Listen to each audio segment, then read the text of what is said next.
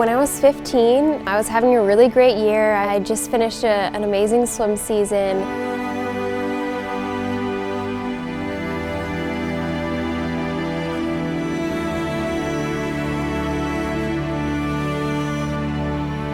I was swimming one day and I felt this lump on my neck. I went to the hospital and I did a lot of tests and I was diagnosed with Hodgkin's lymphoma. It was just really hard to believe.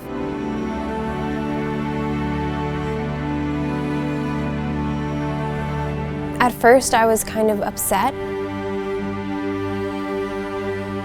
But then I thought, what am I going to do with this?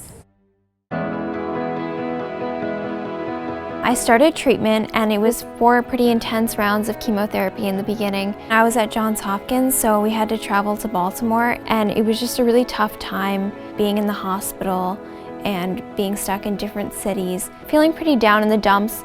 I didn't know a lot about what opportunities there were for me. I heard about the Believe in Tomorrow Children's Foundation from my social worker pretty soon after I was diagnosed, and when I was in the hospital, my dad actually stayed at the Believe in Tomorrow Children's House there in Baltimore so that he could be right nearby, which was really nice. He brought us food and kept us company, and he was able to stay there the whole time I was in the hospital, which was about a month. I remember my mom called the foundation and set up for us to go to the house at the beach a few months later. And during the really hard parts of my treatment, I would just think about that vacation coming up, and I was so excited. It really helped me get through some of the tough days. I was like, in a few months I'm gonna be at the beach just chilling at the sand. It really gave me something to look forward to.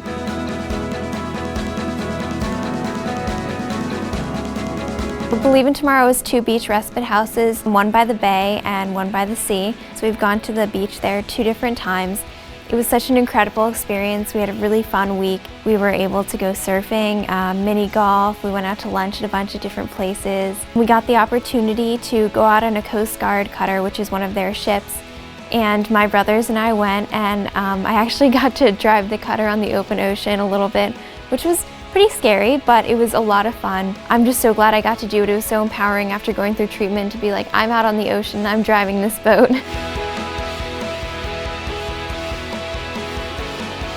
I just hadn't had that much fun in so long. I'm never gonna forget those vacations because they were such valuable family time. Without the support of the donors, none of the amazing experiences that I've talked about would have been possible. My dad wouldn't have been able to stay near me when we were in the hospital. We wouldn't have been able to have those great family time down at the beach. Programs like Believe in Tomorrow allow families going through cancer treatment to survive and thrive in everyday life. It's really hard to find housing in the city. There's really no other options for those families that are affordable. So to be able to have that affordable housing and that support from Believe in Tomorrow is incredibly important. The reason I can't be at the gala is because I'm going to my junior prom. I'd just like to thank everyone at the event and thank you to all the donors who really make the work that Believe in Tomorrow does possible.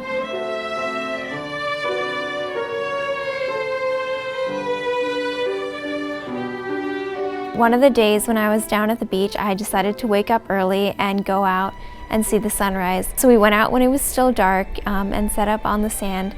And as the sun came above the horizon, I was just filled with this unfathomable sense of hope because there was this new day dawning, this new future